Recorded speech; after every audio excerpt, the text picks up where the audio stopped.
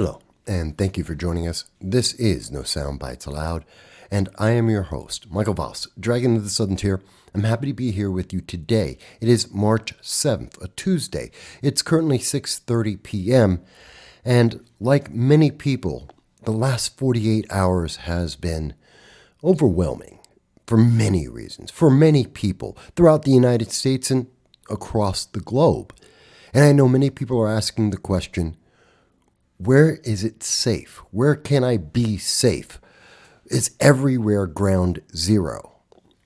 And that's a very interesting question, and I think we need to talk about that, to take a moment to pause and reflect and get our wits about us. And we're going to talk a little bit about that. But before we do, we want to mention that if this is the first time you're seeing our channel, we welcome you. We thank you for being part of our audience. We want you to know we do long-form political commentary. And every Sunday at 2:30 p.m. Eastern Standard Time, we do a live stream with you. We reach out on all the social media that the internet overlords will allow to hear your voice, to get your tweets, your chats, your Facebook messages, and even your phone calls from anywhere in the world to talk to us about what you think is important, the issues that are affecting all of us, all of our lives. And so we hope that you will join us, even if your government doesn't agree, even if the internet overlords don't like it. We want to hear your voice every Sunday at 2:30 p.m. Eastern Standard Time. It's been an incredible 48 hours. As some who have seen our Sunday live stream will recall, this Sunday I have a cold, so my voice is a little bit off, and yesterday I was giving myself some time to recover. And so I was working on video clips of an interview I recently had in the United Kingdom. But I was also watching the news, just like you were. And I was seeing the things that were happening, to see the riots down in Atlanta, to see the revelations in the news about January 6th, to read the stories about Americans in Mexico and what's happening in the United Kingdom, the truth being revealed to us. And I can admit, yes, it feels overwhelming. It does indeed feel overwhelming. But that's not quite it. Let's look at this from another point of view. Let's go over this together. Because very often, the best way to deal with something that's overwhelming is to take it piece by piece and look at it and then see what's actually happening, to try and figure out an answer to it all. So let's try and do that together. And I want to start off with, we actually have to go back. Because it was almost 3 years ago, almost 3 years to the day, that we were dealing with the pandemic. And during that pandemic, many of our leaders were telling us we had to be prisoners in our own homes. We were locked down. You couldn't go to work whether you wanted to or not. You were suddenly reevaluated. Are you important enough to go to work? Is your job essential? Not whether or not paying your bills is essential, not if your family considered you to be essential. No. Were you essential according to the government? You were placed into a priority list. There was equity being imposed on your life. And many of our politicians, as we spoke about on April 8th of 2020, many of our leaders, even at the local level, like in Broome County's executive, Jason Garnar, they were suggesting things like you were to be locked in your home every other day. You could only dare venture outside on every other day. That's incredible. That's solitary confinement for many people. And even if it's a family, it's confinement. It's a prison sentence. And we saw many countries around the world, like in New Zealand and in Australia, it was even more extreme than that. People being taken out of their homes forcibly by the government, by military agents of the government, and taken to camps and isolation centers. And I think that's very important to understand that context of where we were then, because now we're hearing, and we first heard now as being reported by the BBC News, that the United Kingdom's government had 100,000 messages. We were talking about this during the live stream on Sunday. 100,000 messages were conducted by the highest levels of the United Kingdom's government, and they were saying things like what we see here, one of their actual letters, where then Prime Minister Boris Johnson said that he had misgivings about the government's shield or mask mandates. And he was speaking with Professor Sir Chris Whitty, as well as others. And Boris Johnson, the Prime Minister of the United Kingdom at the time, said, if you are over 65, your risk of dying from the pandemic is probably as big as your risk of falling down stairs. And we don't stop older people from using stairs. What do you think? Now, the Chief Medical Officer, Professor Sir Chris Whitty, responded that he would, quote, think twice before mask unless it was threatened by the National Health Service in the United Kingdom. The Chief Scientific Advisor, Sir Patrick Vallance, replied, we haven't found mask mandates easy or very effective the first time around. Now, this news was coming out in August of 2020. It was only a few days after masking mandates had ended for more than 2 million individuals in England, Scotland, and Wales. And individuals had been in their homes since March of 2020. So that's really incredible, especially when we understand that a little bit later on in 2020, the United Kingdom went back to mask mandates. Now, you might say to me, well, Mike, that's in the United Kingdom. What does that have to do with America? Why should we be concerned?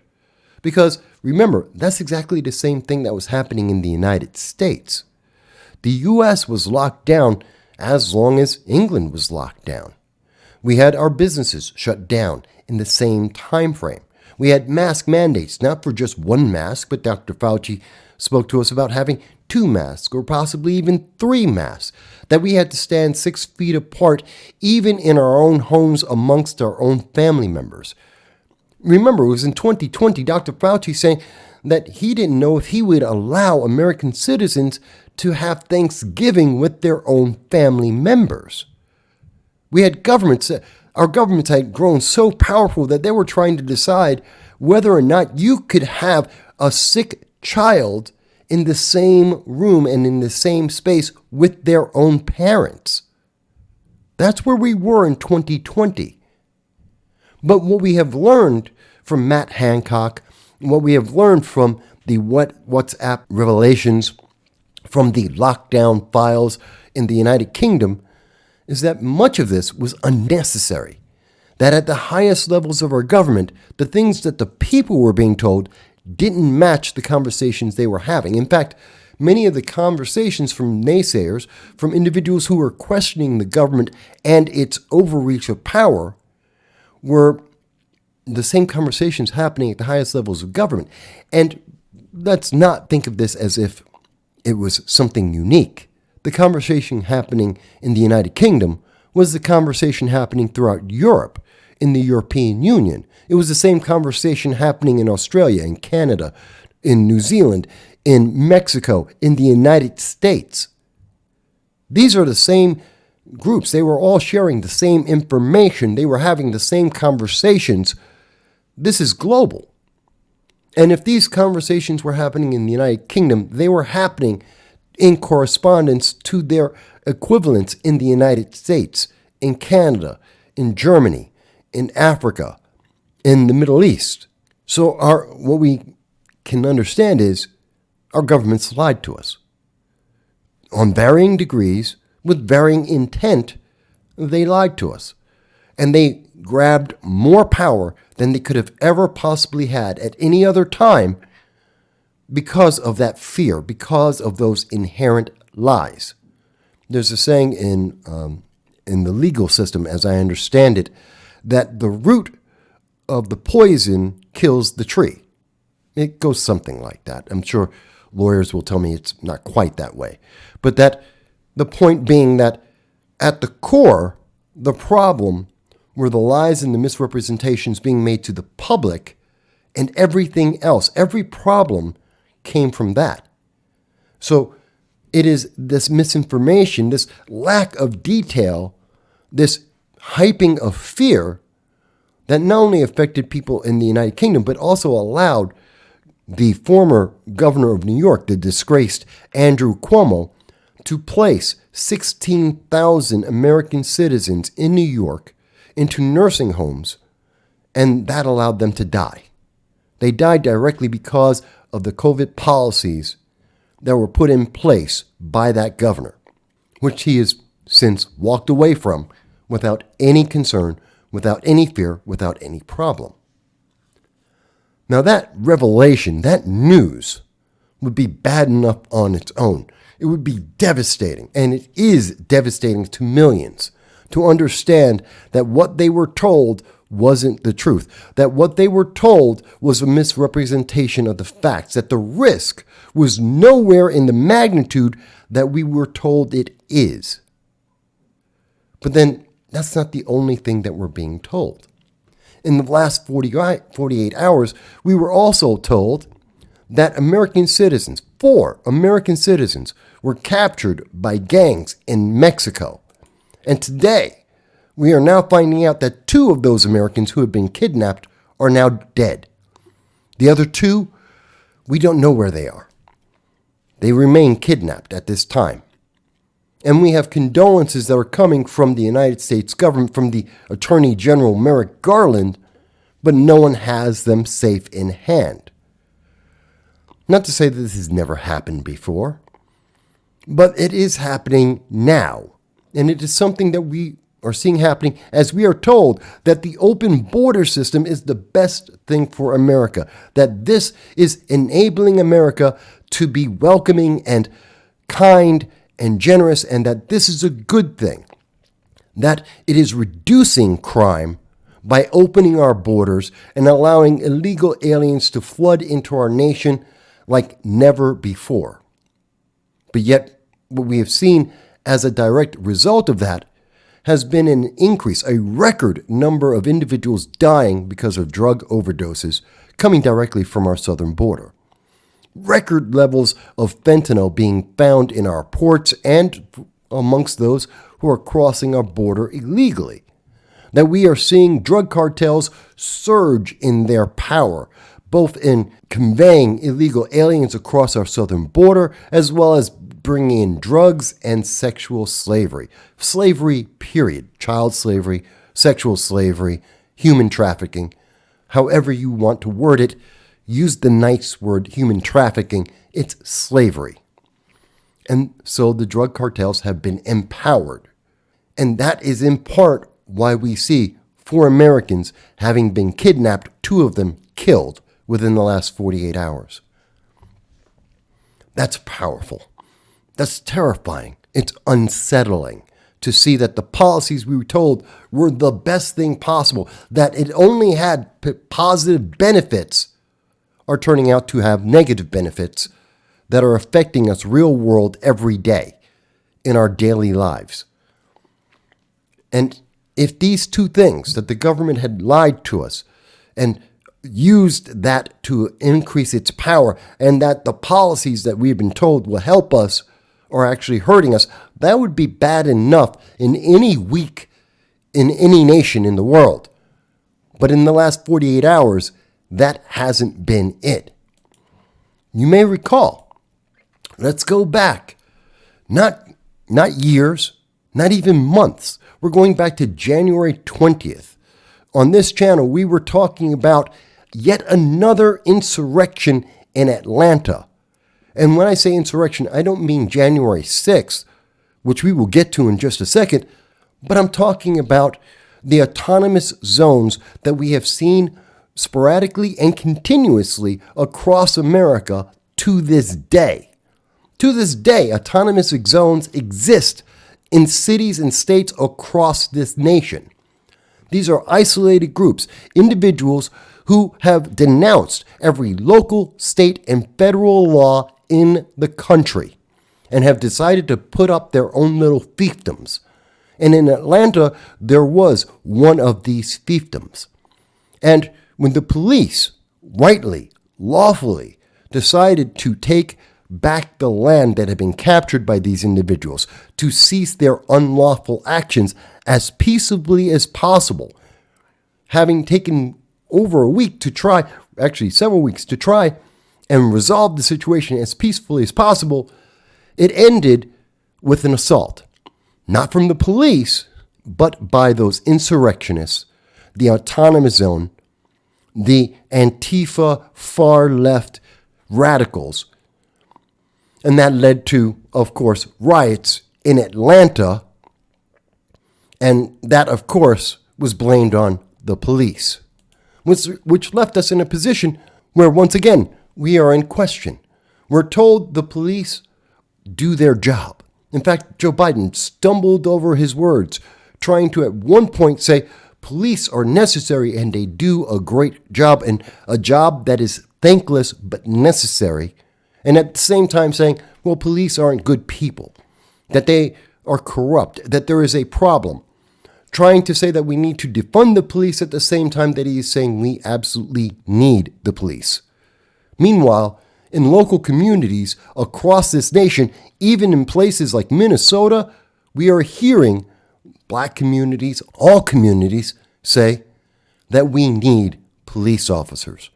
We need well-trained police officers.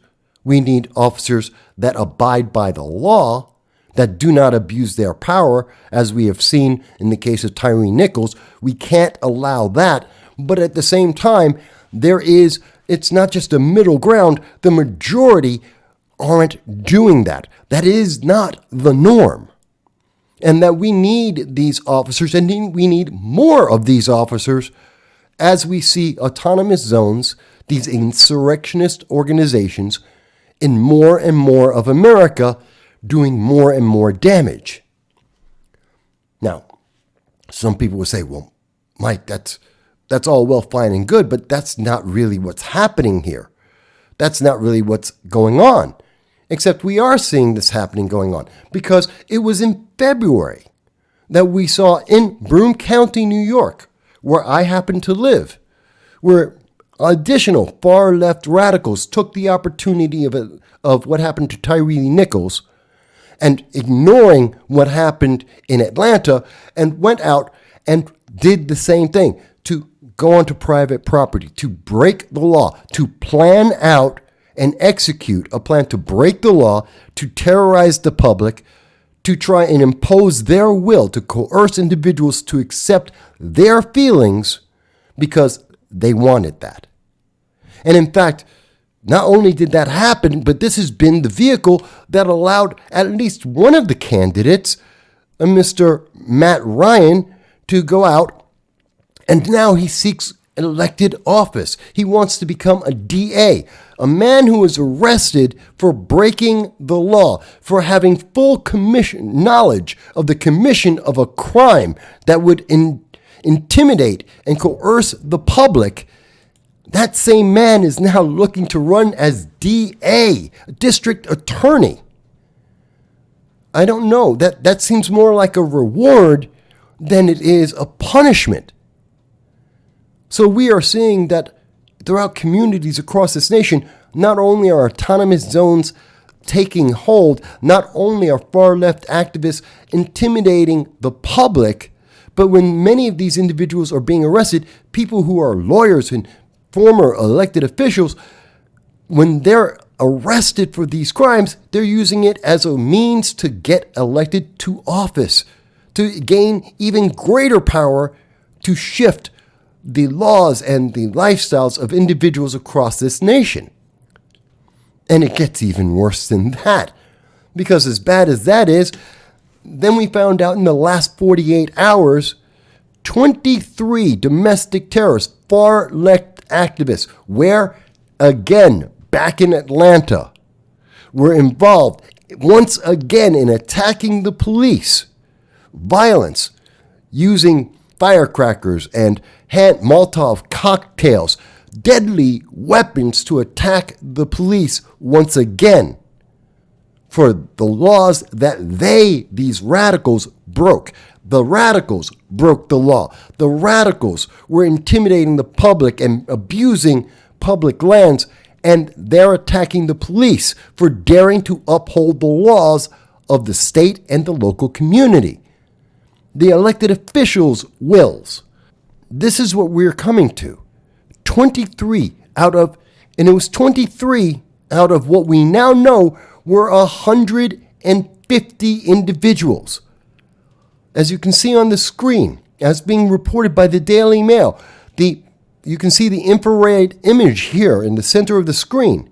150 domestic terrorists with the only purpose of inflicting harm to attack police officers doing their jobs using firebombs, deadly weapons.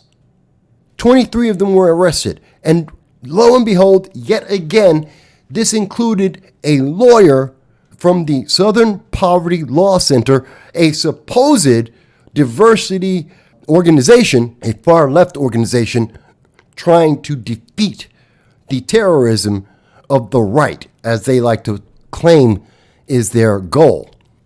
Again, in any 1 week, this would be incredible and amazing. But yet still, that isn't it. There is more. In the last 48 hours, we also came to learn about the fact that in the highest levels of the United States, in members of the Congress, in investigating January 6th, what did we find out? That the public had been lied to. That even though there was the January 6th arrests that have happened, with over 700 individuals being arrested, 400 individuals being held in jail 3 years later to this day, without charges, without trial, and being labeled as domestic terrorists, that these individuals may not be as guilty as the Democrats want us to believe, as members of Congress have tried to make us think that even though we have seen newspaper after newspaper, news media outlet on the left trying to demonize these individuals, using January 6th as a slur, saying MAGA, make America great, is now a slur. It is a negative to say that making America great, the greatest nation that it can be, is now a slur because of January 6th. But lo and behold, we find out that there are thousands, if not tens of thousands of hours of video showing that overwhelmingly thousands upon thousands of American citizens did nothing wrong. They walked alongside police officers. They walked on tours, walking through the halls of Congress, that they did nothing like we have been told that they have done. They weren't the demons that we have been told that they were in the selected, cropped videos that we have been shown. No, in the tens of thousands of video that we were not shown, like the one we see today, that you see on the screen right now, that came from Tucker Carlson, and yes, that's Fox News, but he's showing us the evidence. Whether you like Fox News or not, whether you're left or right on the political spectrum, it doesn't matter.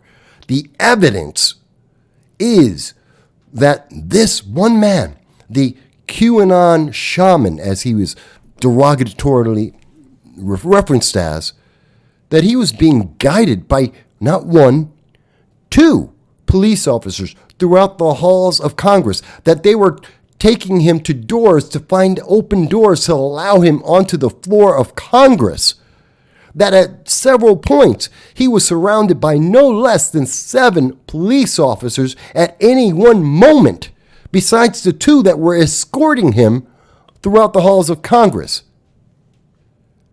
You may have very different views, but you have to suddenly question if there is evidence that was purposefully held from you.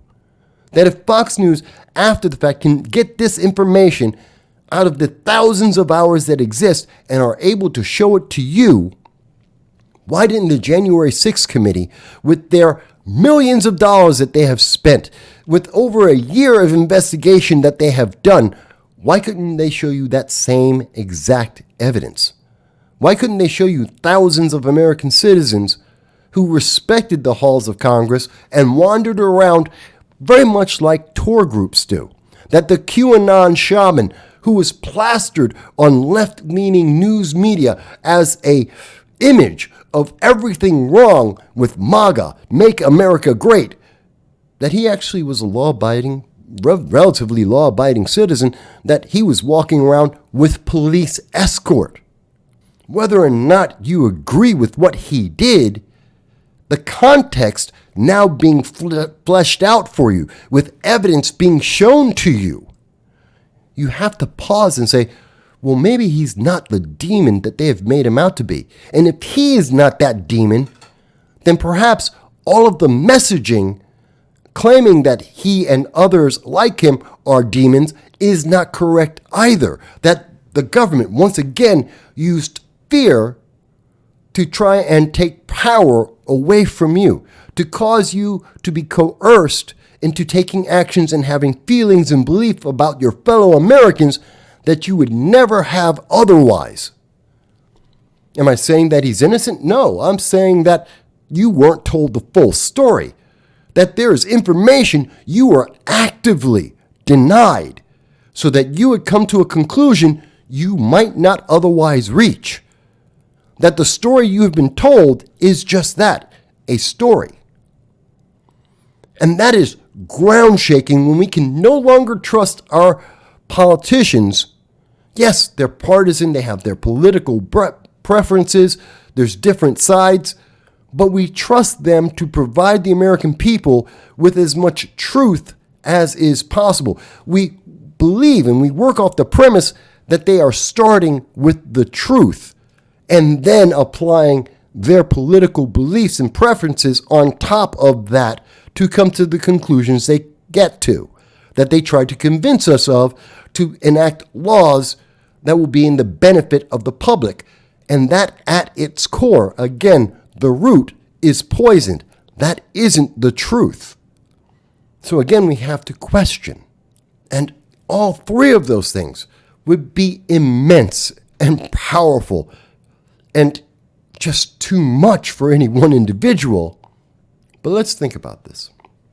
There is a common theme throughout all of this. One of the common themes is something that's, it's not quite a saying. We all know that politicians lie, but it's different when politicians get caught lying. That's the thing they don't want to do. They don't want to be caught in the lies, even though we all know they make the lies. But we always assume that the lies are at least based partially in truth, not just partisanship. But we are seeing over and over again, and for years now, that isn't the case. We've seen that they have lied to us about the pandemic, its impact, its severity, and ways to mitigate that. They lied to us. We have seen that they have lied about the existence of ANTIFA, the violence that ANTIFA and the far left have presented to American citizens. They have lied to us about the existence of autonomous zones and the fact that this lawlessness has been allowed to not only exist, but to grow, and in many cases is being rewarded by those same partisans that we are seeing the lies being presented to us, that what we were told the truth on video was actually edited and selected to garner an emotional reaction from us because they didn't trust they would be able to maintain their power if the public was shown the full truth, not just parts of it. And because of these things that have taken away our faith in our governments, not just in the United States, not just in the United Kingdom, but around the world, the fact that we are now becoming aware of how significant the lies have been, how far the governments have pushed to become authoritarian and dictatorial, that we are now seeing rogue agents around the world, whether it be Iran or North Korea or Venezuela or the drug cartels of South America and Mexico, that they are rising up and they are taking this time of instability, our shaken beliefs, our distrust of government, And they're taking that opportunity to expand their power, kidnapping American citizens, endangering people's lives, increasing the civil war in Yemen, and threatening South Korea and Japan with cruise missiles and rockets, that we're seeing attacks by Hezbollah against Israel. We're seeing the violence everywhere. And this is all coming back to the same root problems. Our governments have violated our trust repeatedly. They have abused their power in a goal to maintain power for themselves purely because that's what they want. So the question is, where are we safe? Where is our safe space? How do we resolve this? And that is definitely a tricky and hard question. And perhaps my answer to that would be the safety that we want to have, it's perhaps only attainable after the fact. It's not something we can have right now until we do something first. We demand accountability from our governments at the local, state, and federal levels. That we have to first be involved and make sure that our politicians are aware that we're paying attention, that we're fed up, that we are seeing the consequences. The promises aren't enough anymore. It isn't enough to say, well, we promise it will be better if you just obey. We promise that it will be better if you just give up a few more of your rights and privileges. That lie isn't working. And we are seeing it day by day as the far left, as rogue nations, as terrorism is affecting each and every one of our lives, directly and indirectly, and it is seeping more and more into our government. And this is true not just of America, and not just of the United Kingdom, not just Australia and New Zealand and Canada, but yes, throughout South America, yes, throughout the Middle East, yes, in Southeast Asia, across the globe. We like to look at things and say, well, all the problems are just Russia going into the Ukraine. But that's an oversimplification. It's a misdirection. There are bigger problems that are happening, and it's not Russia and the Ukraine. It's what's happening next door. When we have politicians who are running with the impetus, with the backdrop of being arrested for trying to intimidate the public. When we have leftist organizations running ramshot mobs, just running around with violence because that's what they feel like doing. That the laws don't apply to them. That they're above and separate of the law. That we're watching these rogue terrorist organizations, these drug gangs, these human trafficking, overdosing on drugs, they're all connected to the same thing. We have lost touch with our core, and the core is being poisoned before our eyes. And our politicians must recognize that this is happening. It is happening on their watch, and it is because of their actions. The governments must take a step back to reevaluate, to reconnect to the average person. We've had enough of people like Nancy Pelosi and Chuck Schumer and Alexandria Ocasio-Cortez living behind their walls in their 3 or 4 homes like Bernie Sanders. We've had enough of that. We need people who are connected to the actual people they represent. And they need to actually be involved with these with the communities. Is there a safe space? Is there somewhere safe that you can go? The answer is no. Let's be honest. No. You have nowhere you can run to. It's your home. Whether that's your apartment or your house, your local community, your state, your nation. You have nowhere to run to. It's not going to be better in the next city or the next state or some other nation. At best, you maybe will get a reprieve of time before these same problems are there wherever you went to. Things cannot be safe until we make them safe, until we can have trust, and that trust comes from law, that comes from accountability, and that comes from truth. Not part of the truth, not the edited truth, not my truth, not your truth, but the truth. We have to do this. I wish I had a better answer. I wish I could say there's something more reassuring. I understand the last 48 hours have been shocking. It is a huge weight on top of the last 3 years of nothing but oppressive news. But the fact is, if we wallow in that oppression, if we allow ourselves to be depressed while our economies are in a recession, then we will never move forward. We have to take these moments of shock, of awe, of anguish, of pressure, and we have to do the exact opposite of what feels like the best thing to do. We can't look for the safe space. We can't run away from the problem. Instead, we individually must be accountable, and we must hold our elected officials accountable. Because if we do that, things will improve. Things will be better. But if we just try and hide, that poison will continue to spread throughout the tree.